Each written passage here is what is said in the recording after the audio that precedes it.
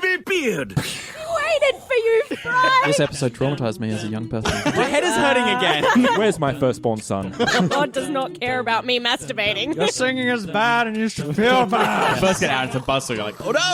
I don't like myself becoming the protagonist of this podcast. You've been in Yeah, because you haven't learned anything.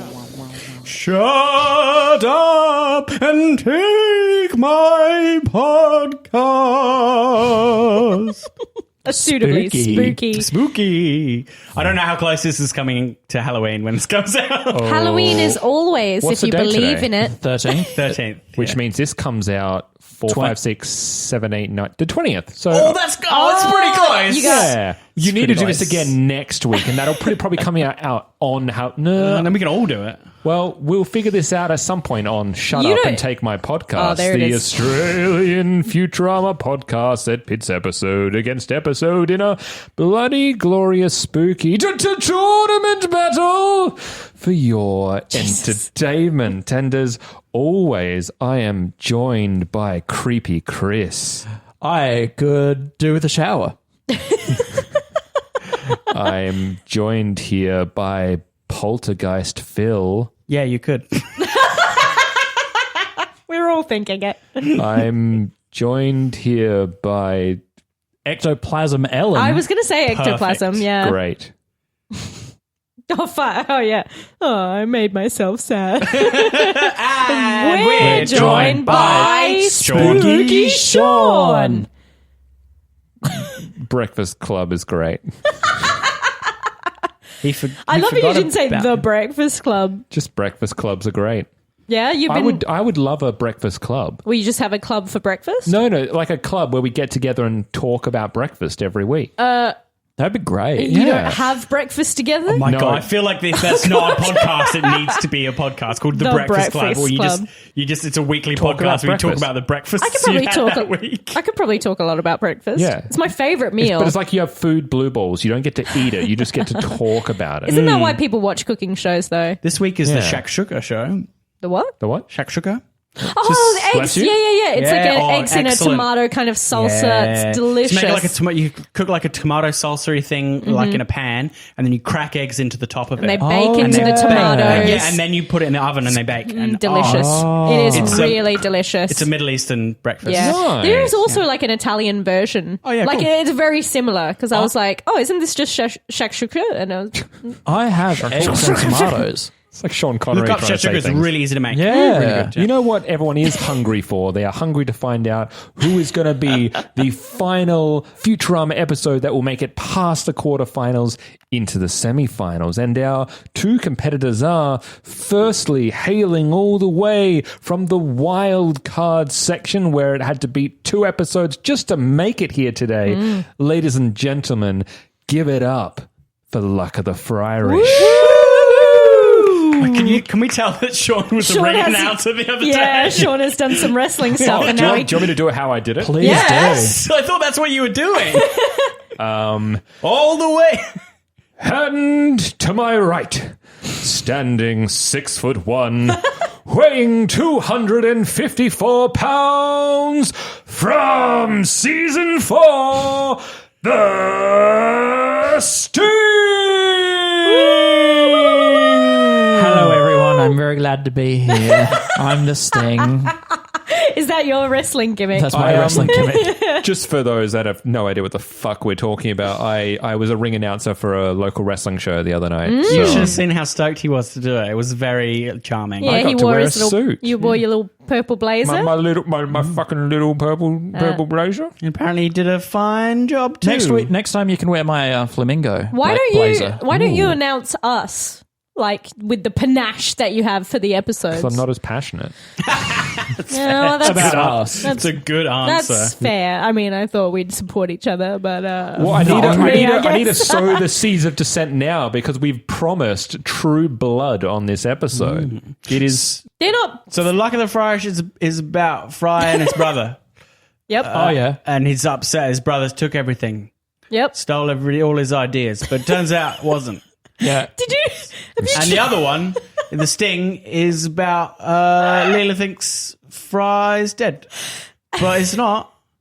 Dream. He ain't. It's all a dream because she got stabbed by a bee. Have you tried to do That's the it? synopsis without moving your jaw? Here's the thing. It's So That would just be Michael Caine doing it. is the episode. Yeah, the Bees. episode. I felt like I African- went quite far that way already. African Bees. bee. Bees. This is about bees. You should Bees. all see The Swarm if you haven't already, people. Yeah, It is do a it. treasure. There's some bees in there. If you like A bees. few.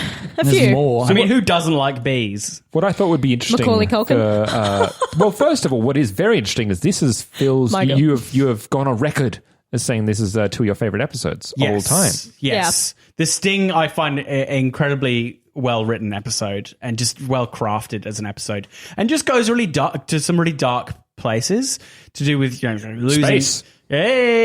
losing your mind Yep. and grief and Bees. bees stabbing you. Yeah. Yeah. Yeah. Has It's, anyone it's, a, been- it's a bit of an unusual tone for Futurama. Has anyone been stabbed by a bee? I've Do you mean never been. stung? I've never been Yes. stabbed or stung by a bee. Yes, I haven't been stung by a bee, but I Yeah. did get stabbed in Yeah, an alley. he had a little shiv on him. And I have a wasp story, if that you Tell me. me. Wasps. I Tell my love bees. white Anglo-Saxon. No, you don't. No, I don't. I hate Otherwise, them. we'd be better friends. Tell your wasp story, and I'll tell my bee story after. My wasp story is that when I was quite young, I was playing soccer outside my house and a wasp flew out of the bushes and stung me right under the eye. Just underneath my eye. Jesus Christ. And it may have been even more than once. Because I was like, ow, I'm going inside now. And I You lay announced. down to feel bad about things. And then an hour later, I got up and went to my parents' room and was like, I can't open my eye. Oh, God. Because it had swollen shut. Yeah, that would have been so It was scary. very unpleasant. And they thought I was allergic, but then I got stung like a few years later and Yeah. nothing bad happened. It It's- was just on my finger. It's probably just on a how handrail. it's a very sensitive area. Yeah, and I think I got stung multiple times, but I am really afraid of wasps. It's called Well- spexophobia. So if I dressed as a wasp for Halloween, that would be great. could you differentiate that, or would It- there be like, like I a think- monkey brain kind of fear attached to I it? think if you had like a realistic wasp's head, I would find it very unsettling. Because one of the marks apparently of a phobia is that images of the thing often are just as triggering as the thing itself. So the other day, I was scrolling through Reddit and there was this random video, it was like on Unexpected or something, and a guy went to collect his ball from a golf hole on the green, and wasps flew out of it, and they flew at the camera, and I went, ugh! Yeah. I was going to like, put my To be phone fair, down. that's It was terrifying. That's totally rational because wasps are tenacious. Like bees, they Ugh. sting you, and it's kind of like, them. oops, my bad. Like, bees are much more associated with kind of was that- fluffiness, There was that lady who went, bumbling. the beekeeper who went viral Oh recently. yeah, Have and you she's seen that? she's holding like all these. She's literally Yeah. just Picking scooping them all bees out of a beehive Jesus. with her bare hands, and she's literally just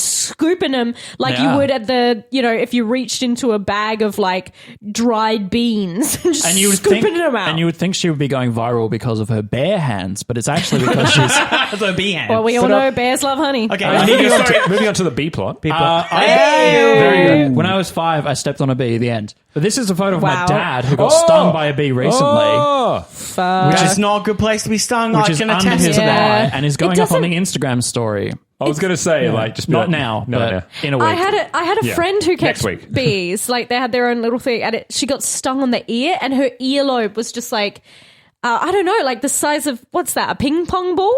An Australian 50-cent coin. Good one, Chris. That'll really resonate with our listeners. Predominantly American. 25% of them. Yeah. Yeah, The but it was size of a quarter. It was just her earlobe Yeah, it that is the got size of a stung, quarter. and it was very, very funny. To be fair to the other episode, not do we have to be. any Clover Bees. stories? Yeah. I've never the found a bee four-leaf that I stepped clover. on came out of a clover. Great.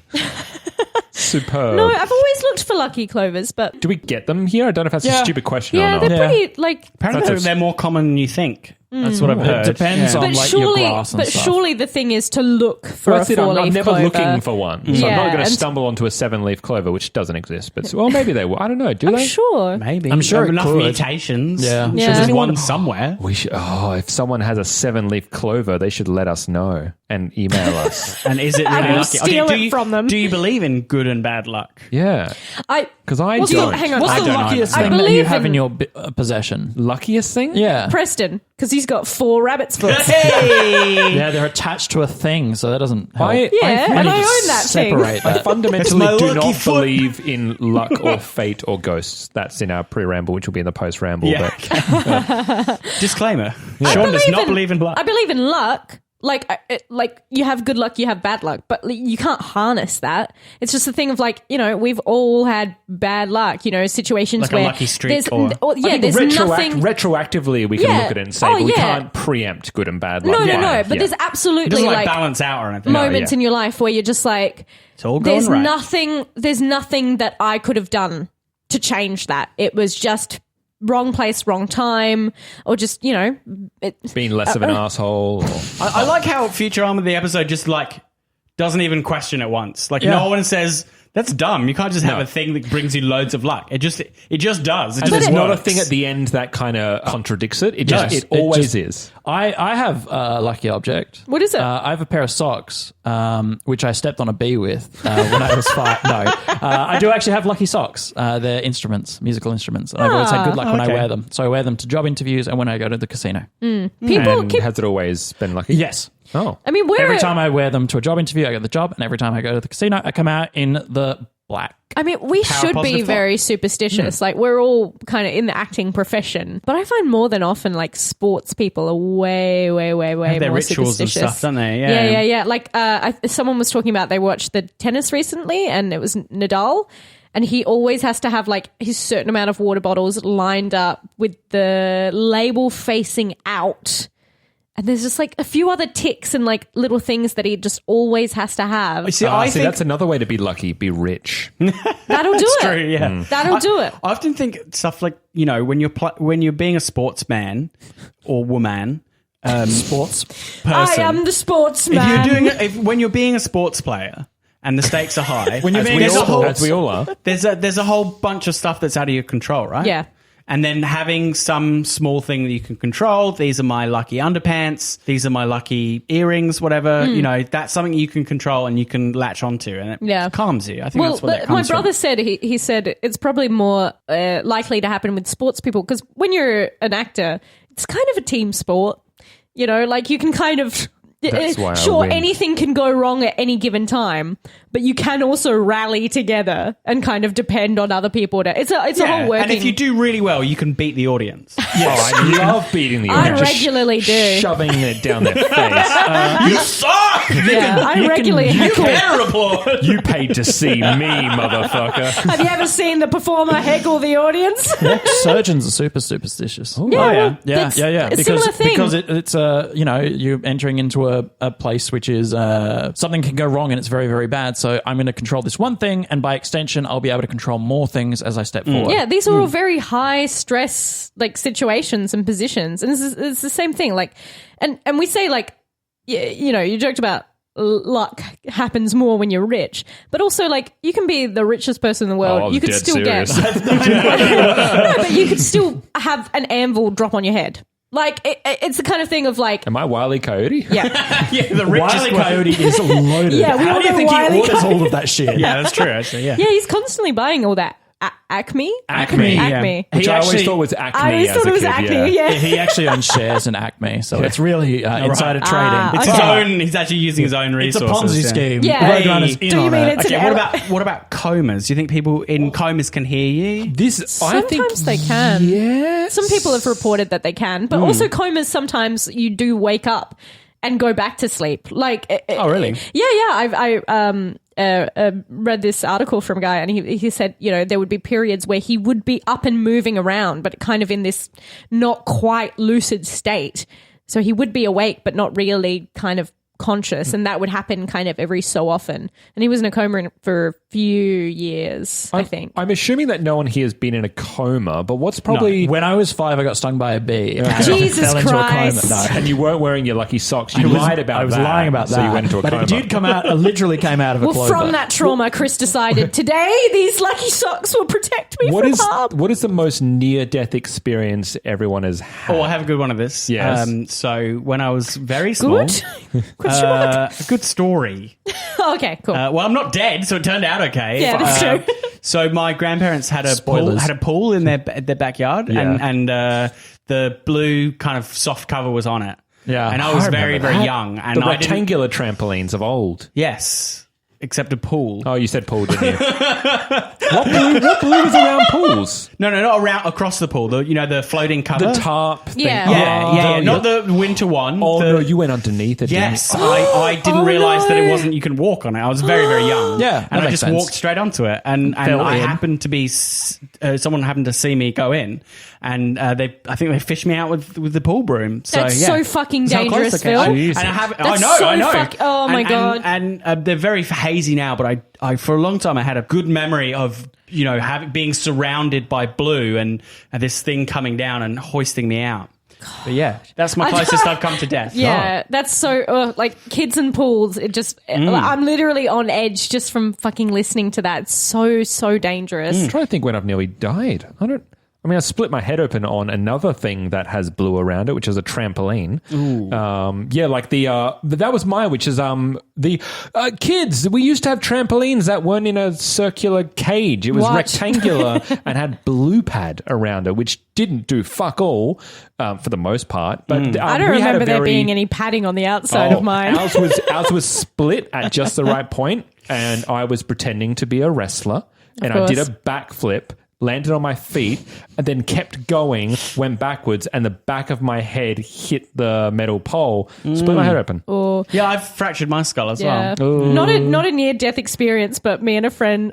This is just kids, because if you have kids unsupervised for too long, they will try and find a way to horribly Isn't injure that being a themselves. parent? It's just stopping little things from dying. Yeah. And we would put a medicine ball on the trampoline and jump and try and make it go as high as God. possible. And it did hit him in the balls really hard. My near-death story is I was small and stepped on it. No, I'm not allergic to bees. Jesus Christ. I was 2 and walked out onto 6 lanes of traffic at peak hour Where were your parents? in the house. Oh my God. They were having cups of tea. Oh my God.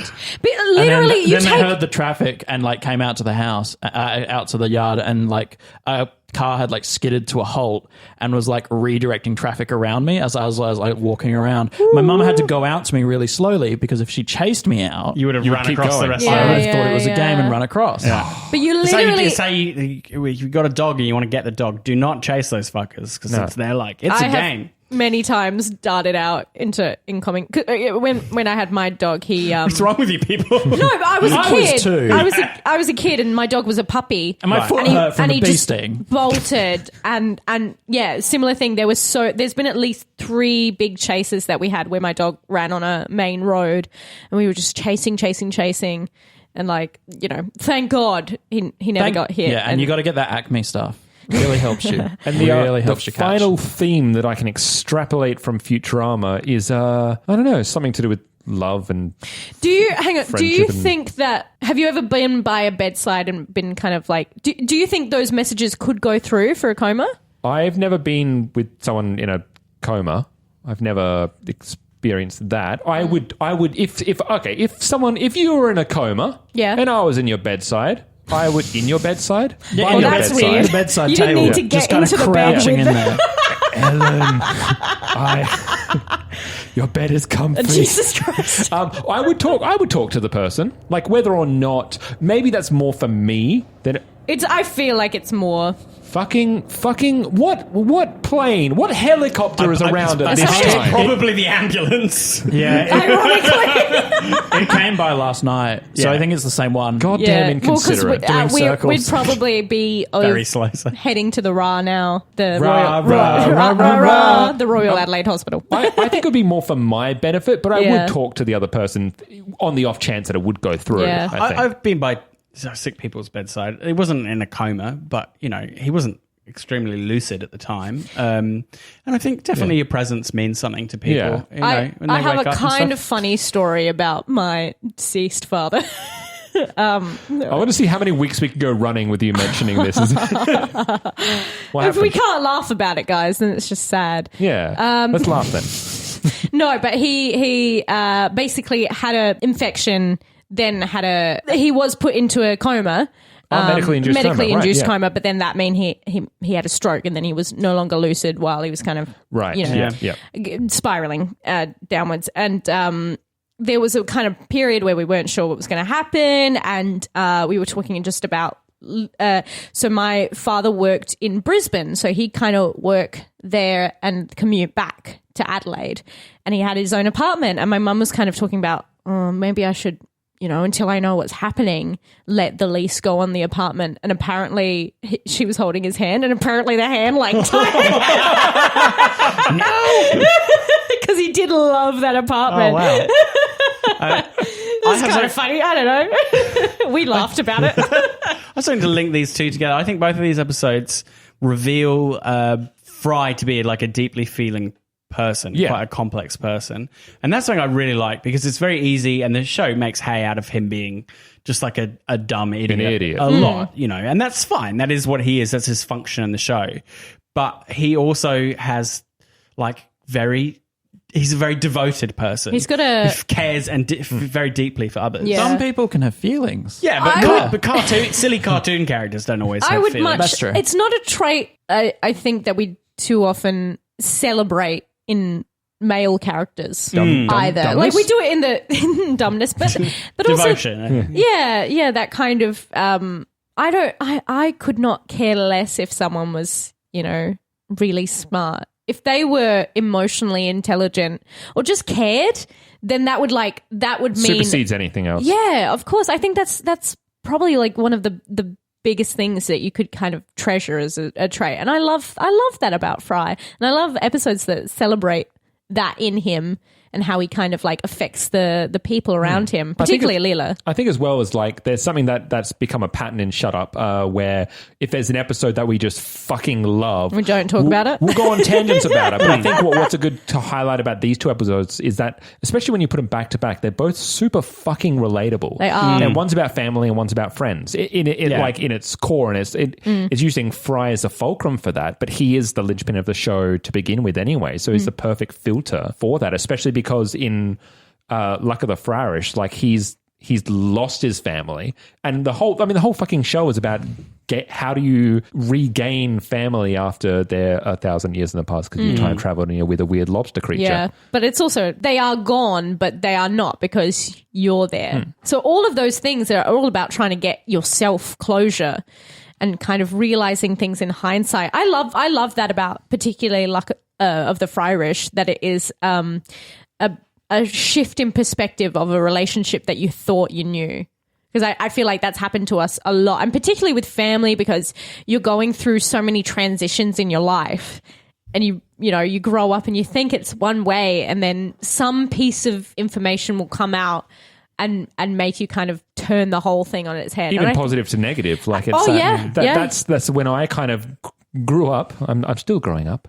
But I learned that my entire family, basically, half my family really is uber conservative. Yep. And I'm absolutely not. And it's only when I started to give a shit about politics a couple of years ago that I was like, oh, well, that's different. Yeah. No, I remember memories of family where, you would be having a great time doing whatever you were as a kid, but there was such an ugly or tense kind of the thing happening with the rest of the family, and you're just not privy to that because you're focused on, I don't know, beating Donkey Kong 64 or getting your foot stung by a bee or getting your foot stung on a bee. So I had this thing where it was pointed out to me by outsiders that our family have this habit of negging each other, just quite joshingly but constantly.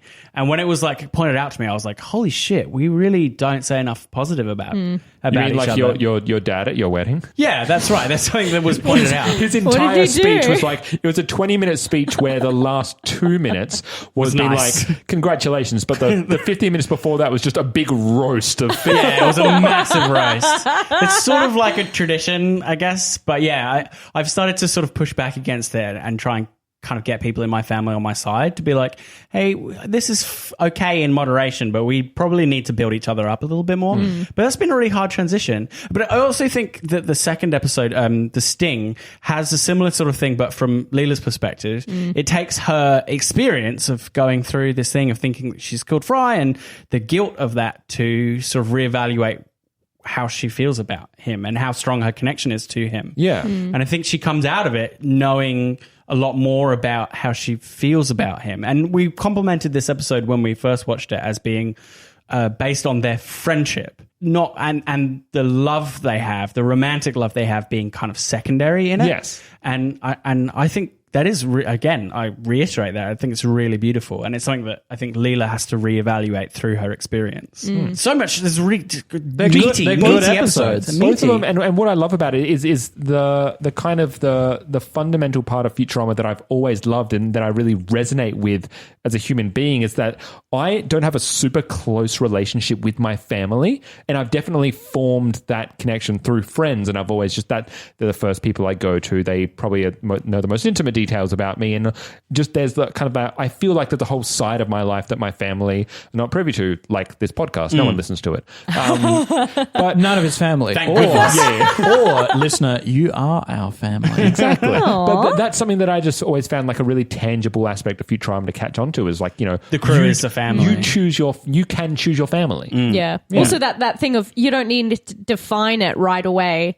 Those kind of crux moments can do that for you, where we don't need to know whether Leela and Fry are in a romantic relationship, but we know they're devoted to each other.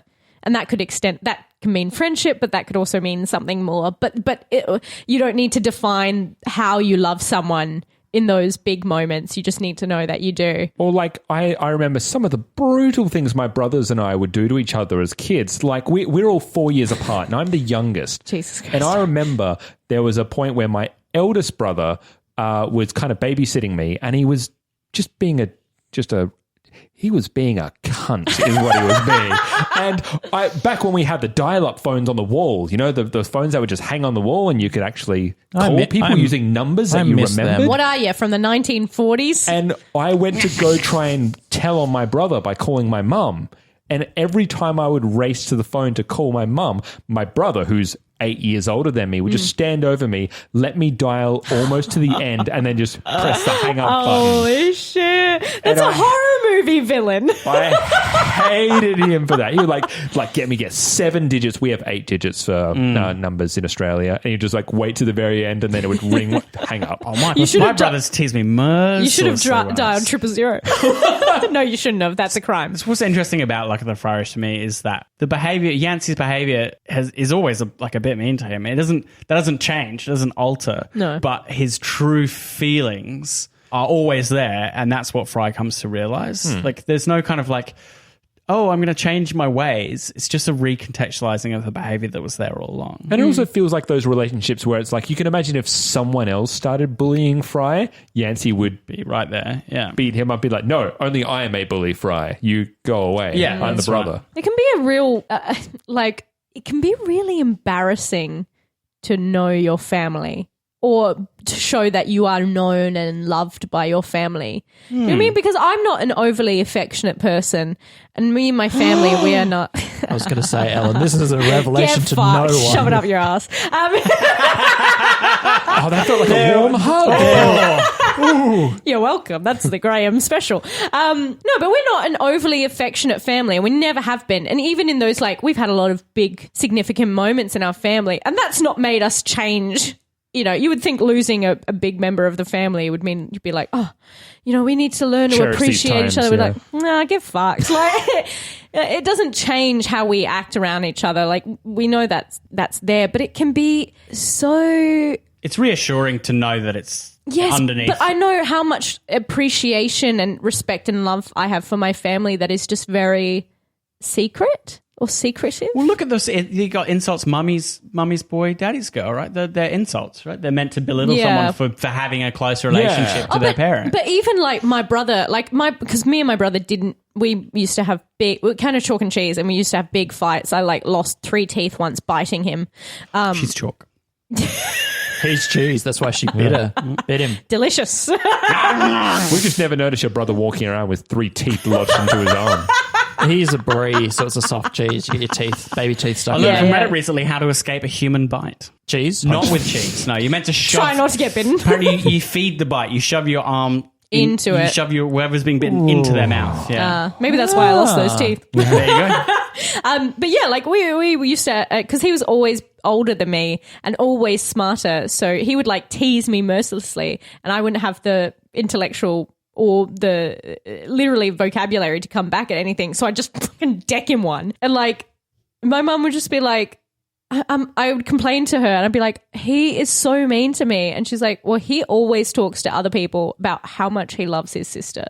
Like how much he like thinks that, well, you know, this thing that she's into is really cool or she's doing this other thing. And I'm like, yeah, that's all cool. But like, fucking, how does that, Fucking dick. yeah, like how does that change me? Like how does that change how he interacts with me? Because he's still so fucking rude. Chris got punched in the face. Well, yeah. Well, no, I punched my brother in the face. Oh, yeah. Okay, and here's the story.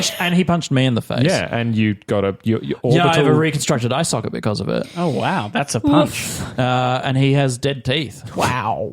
At least you, No love lost there. That was a fucking hell of a fight. I mean, I think you both gave as good as you got. Yeah, I mean, we chased each other around the backyard with cricket bats and golf clubs and Jesus knives. Christ. And knives. Yeah. Yeah. And what else? I remember Stephen biting someone, but not You? me. What else was the thing? Sean is... Bees. Oh, yeah, the bee. The beehive. Actually, I think I did dare him to lick a wasp. Jesus Christ. How do you catch it? Well, we had wasps. We had brickwork, and the wasps were hiding in With the brickwork panache. on our walls. Just And so I was face like, into a hive? I was like, "Go lick it," and he's like, "No." I'm like, "Do it," because I'm the older brother, which means that yeah. Oh, I'm God. right. Can I ask a End stupid of story. question? Yes. Sure. Yeah. I know the answer's no, but I just need to know what the right answer is. There's no such No. thing as a wasp hive. There's Is a there? wasp's nest. Nest. Yeah. And they come in all sorts of different variants depending on the type of wasp. Yeah. Yes. They make papery ones. Yeah. So the ones they who make paper. They do make Sometimes paper. they're in the Oh. ground. Sometimes they make them out of mud. Is that what printers are made out of on the inside? Yeah, It's just a whole that's, bunch of feeding wasps. out. that's the noise that you hear. And lots of us. wasps inject their young into living creatures that then eat their way out. Oh, Like yeah, little that's brothers. horrifying. Yeah. Wasp are devils. You know what? I could inject it to you, Phil, while Oh, you're God. sleeping. Please don't. That would be That funny. is literally my Anyway. fear of. This is why I'll never have babies because so many only reason. Well, because it's basically a whole thing about to explode out of you. So Alien really affected you, huh? Yes, I feel like that was the point. Fear of pregnancy, yes. Wait, Yeah. that film has like gendered sexual overtones. No. I missed it What? completely. No, it's just an No. apolitical horror film. Get What do you your mean? politics out of my movies. It's not the Wayland. Was it Industries. Wayland Yutani. Whaley-Yutani Corporation that did anything wrong? No. No. We It should talk must be about the Women people. in Futurama. scarebags. So I was should going we? to say, What were you gonna say? that I think one of the reasons that you end up like not talking about the episode is because the good episodes, they spark discussion about and resonance and stuff in your own life. So that's why we end up talking about subjects tangentials because the episodes make us feel and think about stuff we relate to. And what I think is great about Futurama is the ability for a episode to start with a ridiculous premise of giant bees in a hive and just stupid wackiness and Bender swearing by wagging his bee butt at people and then end up with this really like tragic story or, you know, semi-tragic story about... I'd say love story. Don't Love you? story, Like platonic yeah. love and Platonic, love story about sticking with people in their darkest moments, you know? And I think it's amazing that those two things actually... They mesh, they gel together so seamlessly. I love it. This is the thing, listeners. If you've stuck with us since the very beginning, I know that some of you are out there. Someone's listened to all of these. And that's kind of the whole premise of this goddamn podcast, which is I was always under the assumption that we wouldn't just sit there and just go, let's just analyze the episode for half an hour and deconstruct comedy and that's it. It's like, no, fuck off. It's like when you watch TV with friends, you watch the themes, you see the scenes, and it makes you think of your own stories and your own anecdotes, and that's what it fosters. It's life. Well, when you go, you see a gorgeous painting, you know, one that really kind of resonates with you. You don't just analyze the brushwork, and it's usually about something that you can't quite describe. Like, you know, I'm touching my chest right now because Are it's you literally comparing Futurama to fine art? yes. Oh, okay, good. Yeah. It's legit. But it's always that thing. Like I feel like it's so hard to talk about good art because it just kind of it's like an instrument and it kind of thrums nicely and you feel all the vibrations just kind of through. There's a lovely quote. Talking about music or writing about music is like dancing about architecture. I love dancing about architecture. It's just hard. Ted Mosby does it all the time. It's just hard to use one It is. medium to analyze another sometimes. Yeah. Well, Also- I love analysis and it makes me feel safe and good. But But if you want to hear our analysis of this episode, go back to that episode. Or if you want to hear our analysis of the episode, that's why Chris is here. That's Yes, right. that's right. So I can be all brainy and Tell us, thinky what's wrong with and these episodes? hatey and I don't know. I'm trying to judge things less and enjoy them more. Okay. Which I don't like. That's weird. See, that's Don't me. you normally ask us Well, what's no, wrong because, with okay, Chris is here's here- the thing, right? Yeah. Is I hate that I have to feel my way through stuff because I don't like that. Right? That sucks because that's a vulnerable thing and I work my way through life and have succeeded in my industry and like in life generally by thinking and analyzing my way through It's it. funny, I'm the opposite. Yeah. I hate feeling. However, that does make Says me the an, theatre that director. does make me an awful person to be around. Sean- And so Sean's I'm whacking trying to Chris's arm. feel things more. He's not feeling it. Stop Yeah, I feel like hitting there's me. actually something deeply wrong with your Yeah, nerves. that's so weird to me. I have. You're a weird person.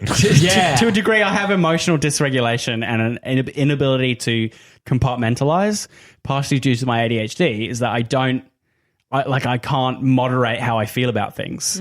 So I have very strong and immediate reactions to stuff and they linger with me and I'm sensitive to overly sensitive to rejection. So I've felt my way through my whole life because I can't avoid it. I can't do anything else. So this is what I've done deliberately with the podcast. Is Chris is the analytical side, Phil's the emotional side. I'm the weird random shit, and Ellen's and woman. on the legs, baby. Ball and then what a fine pair of legs you She got are- legs that go up the hill. you are the woman opinion, and that is another side is analyze, emotion, and woman. Why we did it. Yes, the three genders. Yes. The uterus has spoken. I wish Yes. we'd have heard from that one person because so a long time ago we had a YouTube comment. They were going through Shut Up for YouTube, yeah. and they were probably only about 30 episodes. They were through. less than that. Oh, yeah, And no, they would have been. because Yeah. Ellen had one episode where she jumped in, and then obviously after that she wasn't for a bit. They're like, oh.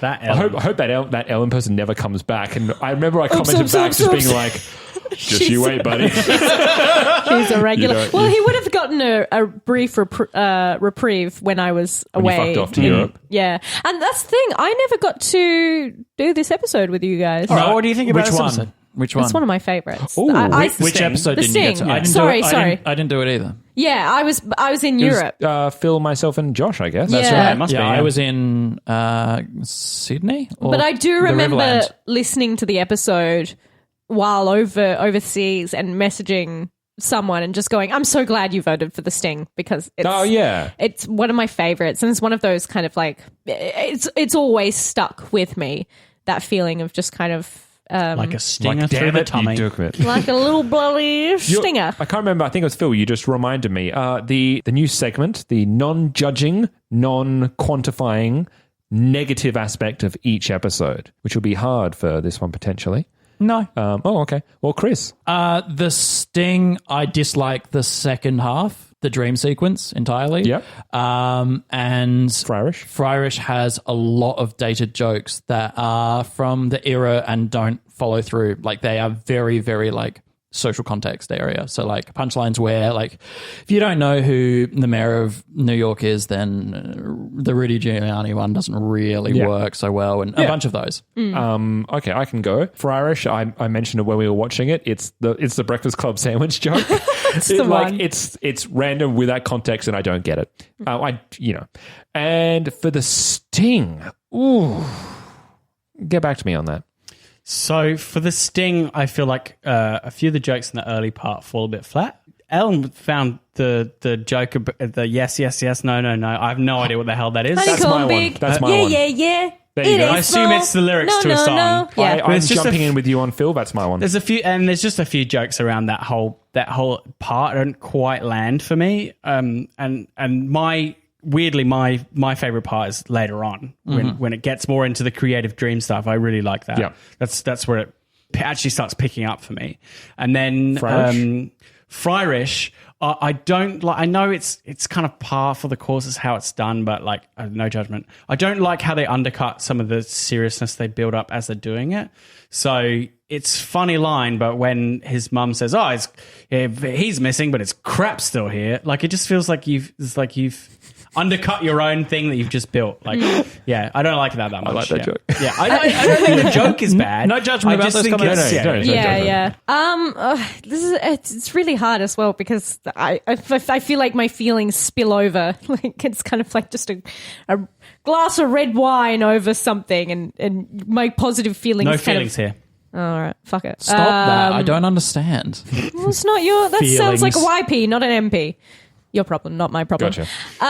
For Luck of the Fryrish, I kind of wish that there was a little bit, like that we got to find out a little bit more about Philip J. Fry himself carrying on, because he's really auxiliary. It's about Yancey's testament to his brother, and that Philip J. Fry knew how much his father missed his brother, that he was able to kind of carry on that legacy. That's a wonderful thing. I wish we understood a little bit, not so much, but just a little bit more about Philip J. Fry himself. And the younger.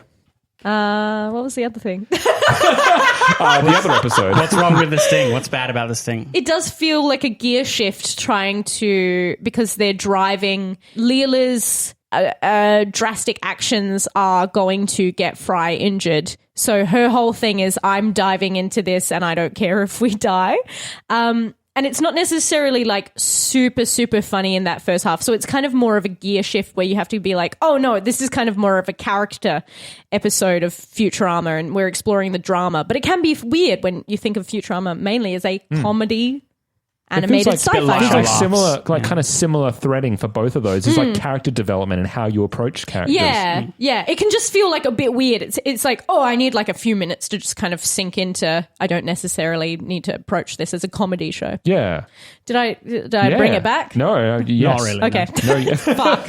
Shit. I had an idea because I actually don't know where everyone is going. I don't know with the either. vote. Oh, well, I was going to say, does anyone know where they're heading before? I think so. Yeah, because same. I do. And what I was going to suggest is we all write it down beforehand and we show each other at the same time and then we go into the talking point. I just think it would be an interesting reveal for us and I'll edit around it. With pen and paper?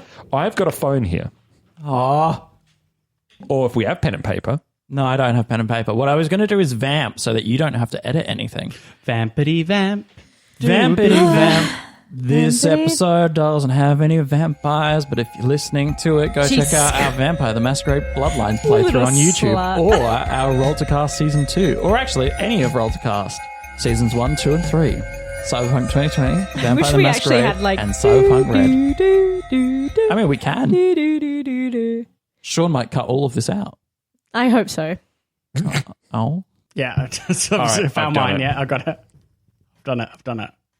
You're so slow. No, I'm just trying to see if I can make it bigger. I use Snapchat. I found the episode and then zoomed in on the title. Okay. Oh my God. I dropped my phone. You flung your phone. Don't let Ellen see your answer. Oh, whatever. All right, let's do it.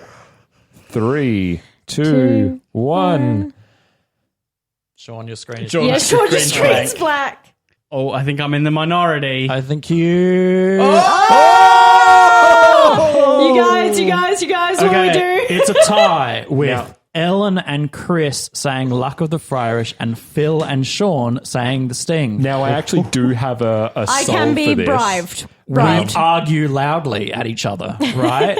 Right? Now, let me see if this works. If someone wants to slip me cheer something loudly or crisp. something? Oh, sorry. Do you have a sound effect that's going to like... The applaudometer. Oh, no. Ellen, we're going down. What do you mean? What are you talking about? You got the loudest person in the whole world on your side. I'm worth 5 audience members. Oh, yeah, nice. People always invite me to preview nights. Because all they need to do is make one pun and I'll be like, ha! Oh, that's funny. Wait, What are you voting? calling? Are you calling James? I thought we were going to fight for this. No. We are fighting this out until we come to a standstill. Really? 13 I will no's, Chris. convince both of you that it is a less good episode. I can be bought. I can convince both of these two that it's Sting is worse I than figure he's Luck not of the gonna- I Fryrish. don't think he's picking up. No, he's not going to pick up. Honeycomb big. James. Yeah. Call Paul. No, stop calling ringers. Let us convince each other. I thought this was supposed to be an episode where we fight.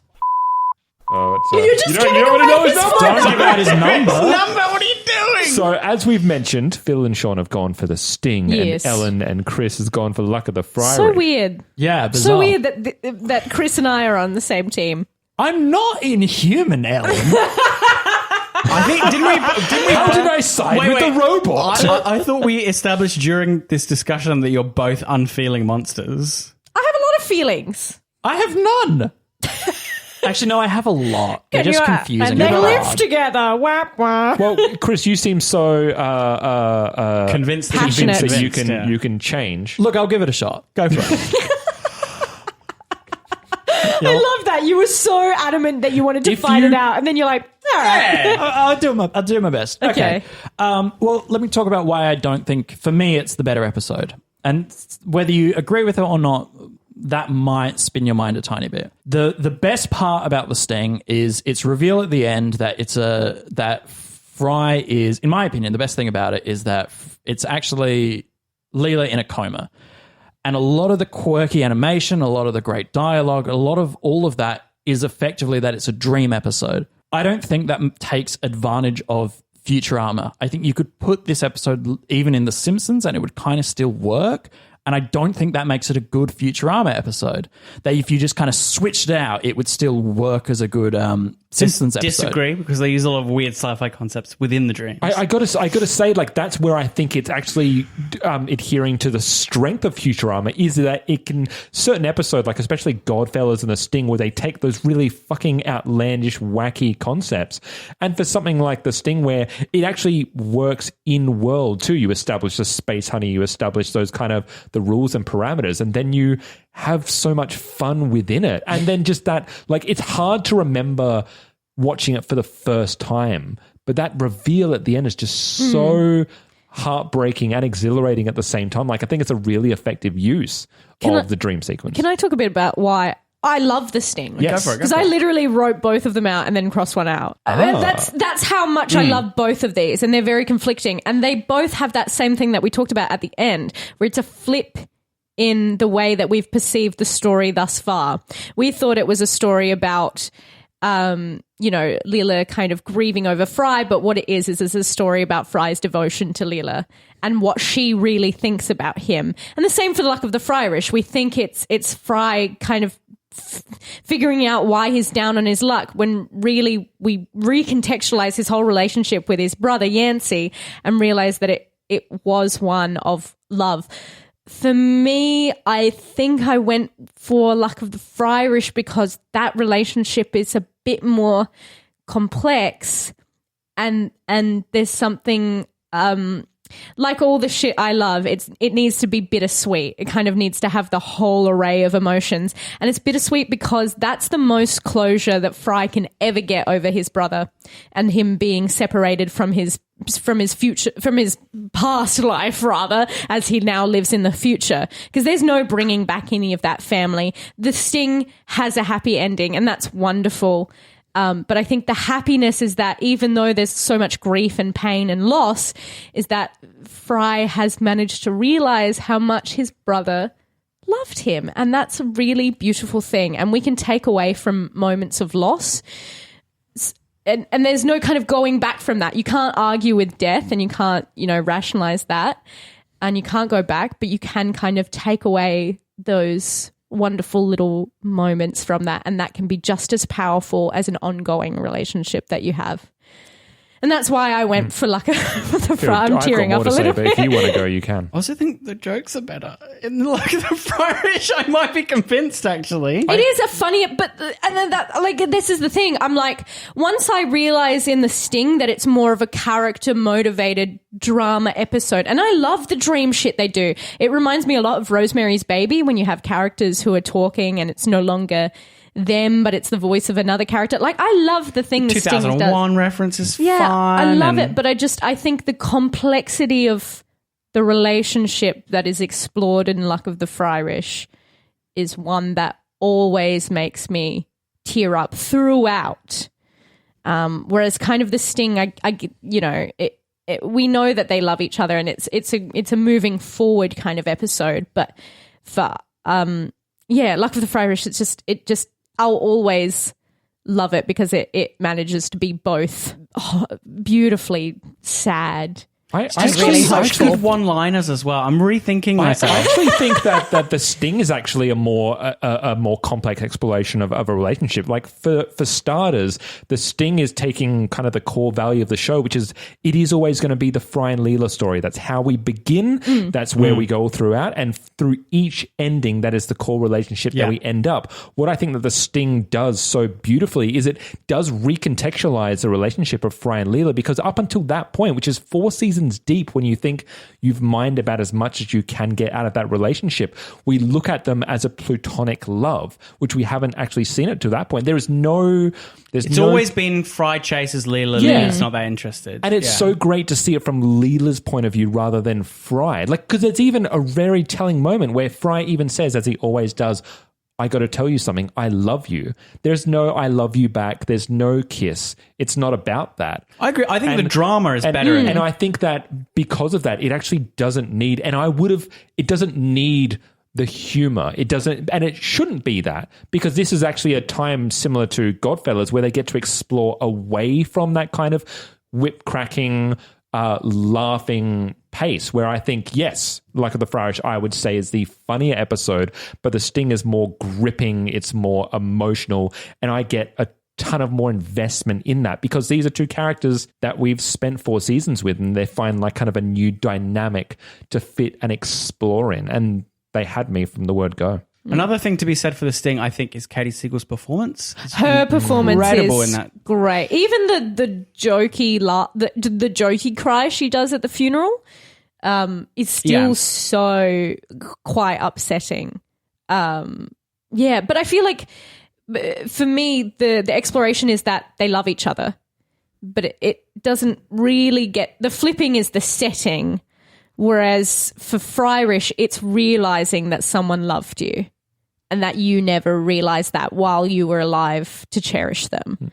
And for me, that will always be more bittersweet and poignant and kind of complex. Whereas the joy is that she does know that Fry loves her, and and she knows that from the very off, and it's more unpacking her feelings of guilt rather than love. I actually don't think, I'm actually not convinced that Fryrish is the funnier episode. I think that Sting actually had a whole plethora of fun lines, and none that I didn't get, really. I think that Fryrish has a lot more dated episodes that kind of sit within New York in the late 90s and kind of is a bit more time capsule-y, whereas the Sting, everything from even just that random humor of Farnsworth and the combobulator to the weird random music scene to the funeral scene where even it's the called fucking a guillotine. The radiator is there as well, like little visual gags that we don't get. Can't you analyze my brain without taking it off? Oh, yes, easily.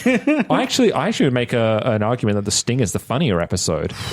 I would disagree. I love them both. Well, that's why we're arguing. Well, yeah, I know. But I hate arguing things where it's like, yeah, cool. I agree. We agree. I don't know what to do. I have another solution anyway. So if you don't, it depends. I'm not fully convinced to pulled over yet. Or can I try this for a different take? Okay. To try and convince you. Chris just places his fist in the air. Breakfast Club style. Because you raised some amazing, because this pulled me and this pulled me back. Yeah. Sean pulled me back from Alan's convincing. So damn it. Can I posit that Luck of the Fryrish is a more cleverly written episode? That the writing... Show you're working. In The Sting, you have a character who experiences a narrative, and then it turns out that their narrative is not the full scenario, that there's something outside of it happening alongside parallel. In Luck of the Fryrish, you have a character experience a narrative, and then we jump back to a story that's already been completed, has happened, and we see it develop throughout, and those are intercut between. So in the Sting, you really could do whatever you wanted because it has the dream logic, right? You can make Fry say whatever as those like interspersed, intercut moments, right? Whereas Fryrish, like that's already happened. Like that's a set world, and they've created an end story, and then they make Fry experience a whole narrative, and both narratives are revealed at the same time to the audience. Like it's two narratives. It's spliced together. It's two stories that unfold equally dramatically alongside each other, culminating in a climax which reveals both sides together as a shift of perspective, rather than... I do really enjoy the way that they transfer between them. Rather than as well. Sting, which is one person's perspective, finally opening out to the reality of what's happening. Don't get me wrong, I think that's personally the weakness of dream narratives, is that eventually you pull the camera out and either it's answered, like in this episode, or it's not, like in, say, like a Twin Peaksy sort of thing, like in those more surrealist things where you aren't sure what was real and what was not. I don't think that's its weakness, though. I think that's its strength, and the encapsulation of that Fry. The dialogue that you hear from Fry is what was the outside trying to push its way in. And that's cleverly put through that entire time. You can how listen the to jacket is Fry's thread through, and they even highlight. I think they highlight Fry speaking to her where they're floating in space, and his actual dialogue that's happening in the real world happens. It's emphasized. It's a real world. There's a giant Fry behind him. It's a real world pushing into the dream constantly. You get with rewarded more on ferocity. second viewing. Sure. That's another thing that it does. It rewards you for a second viewing. Yeah. Do you think it rewards you for a third viewing? Whereas I think Fryrish does. I think every time you see that final moment, the emotional impact is still the same. I felt the same way about this thing as I do. Okay, when I I've watched it. it several more There than was twice. a little thing I felt about the Sting. And I don't know if it's good or bad, so maybe if we can revert back to non-judgmental kind of working... Well, fuck me, I guess. What do you want? Yeah, go for it. The Sting is a great exploration of wallowing. And sometimes you need that. Obviously, when you're going through grief, you feel very self-destructive and you feel like you want to just kind of give up. Eat through 3 scoops of honey. Exactly. And I know that obviously Fry is fighting against that, but the fact that we empathize so much with Leela and we are kind of like, yeah, maybe it is just good to go into that sweet goodnight. It makes me feel very conflicted. But that is kind of how it, not necessarily, but it's an easy thing to relate to. And so I just thought that was an interesting thing that I picked up on this viewing of The Sting, which I don't usually, but that could also be the added life experience that now you get to come back to episodes like this with and kind of fully resonate with. We were talking about ghosts a bit before. I think the things that gel with me, we were talking about, the Haunting of Hill House talks about ghosts being a wish and a way that we can kind of, put that stamp on mortality and make it reconcilable and make those things that we said, take it back or say that last apology.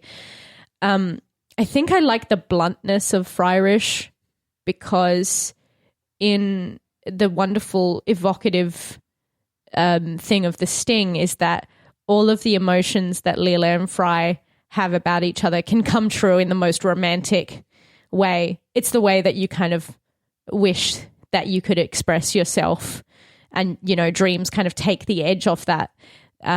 They kind of boil it down to the essence. Whereas in Fryrish, in life, you fuck up. You're mean to your people. Your kids, you squabble. You're mean to your parents. You say bad things, and you just don't necessarily understand the love that you had for them all along. So as brutal as it is with that kind of thing of you will never get closure, but that doesn't mean that this relationship is all for naught. You still had an undercurrent of...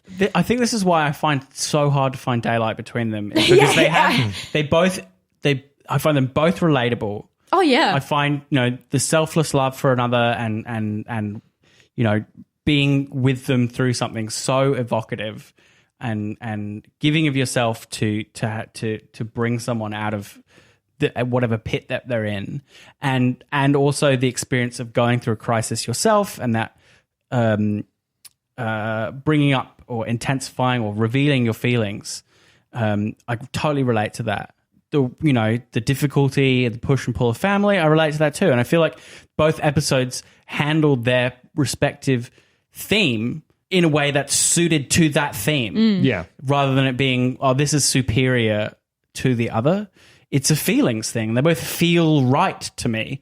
And so It's almost arbitrary that I put the Sting. Because I feel almost the same about them. I got to say that the other thing that pushed me towards the Sting is that I feel it is the more visually creative and inventive episode, and that is helped along by its dream sequence, obviously. But I think that the animators have a much more fun and are able, given a wider berth, to try new things and try new ways to evoke emotion and evoke kind of that wow factor in terms of, the Space Odyssey reference and just the extrapolation of dreams, and even just something stunning as the faces on the walls and the hive. Yeah. And the escape sequence. Yeah. I feel it's a more breathtaking episode visually. I think I agree with that too. Yeah. I was going to put that in for my Sting, but I think it comes down to, we were also talking about being mad about food earlier, but it's like that the Italian thing of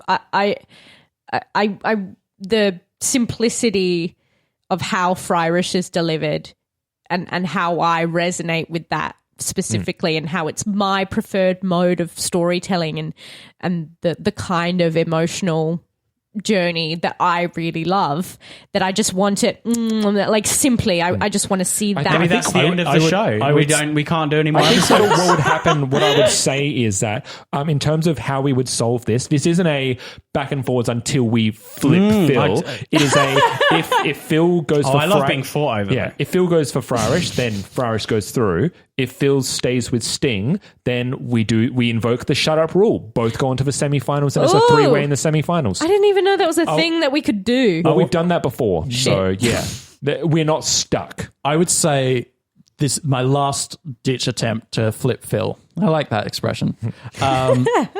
If you were to show someone what Futurama is at its best and all it encompasses, I would say you would pick Fryrish.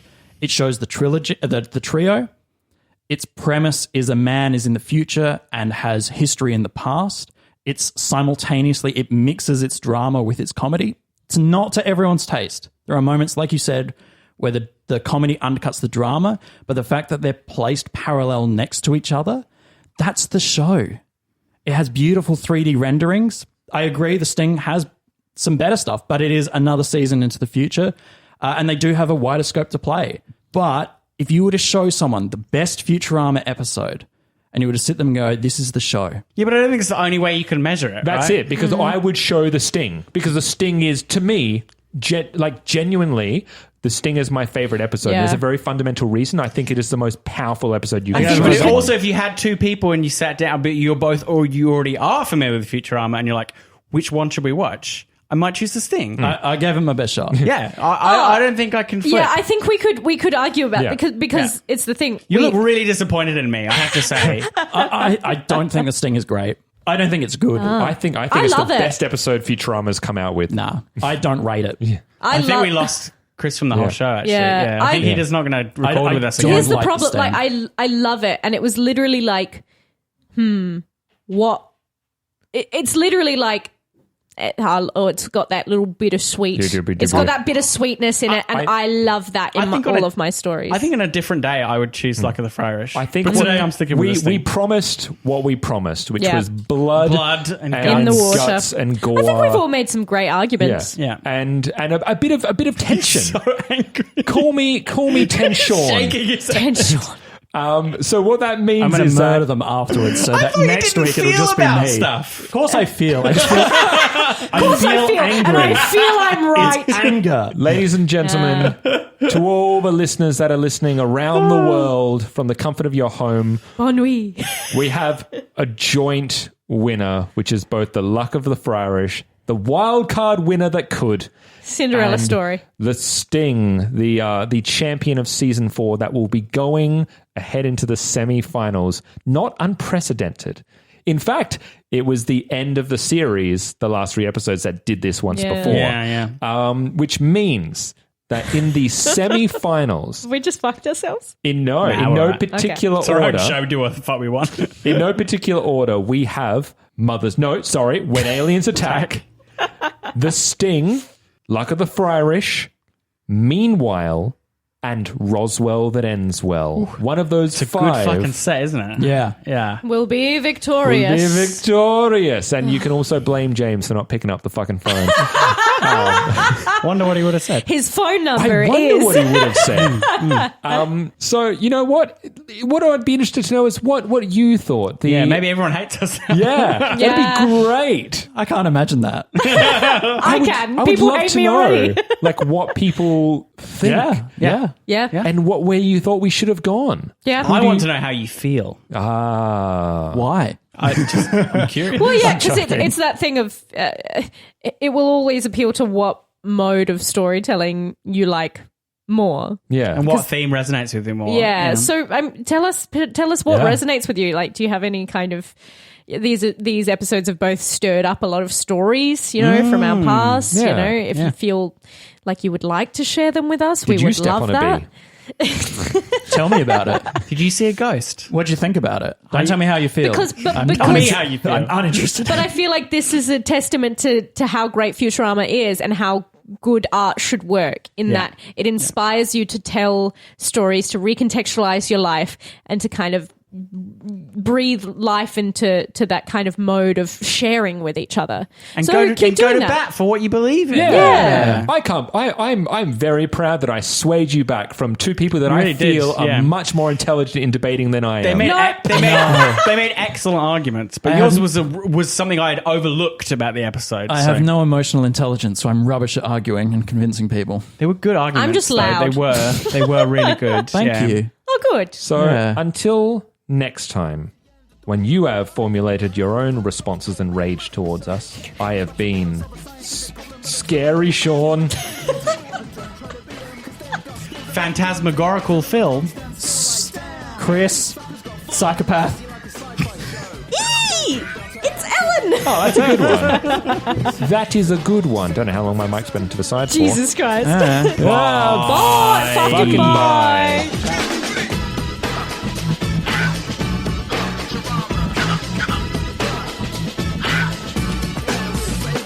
Thanks for tuning in. If you'd like to contact us, you can do so by emailing us at babybeardmedia@gmail.com.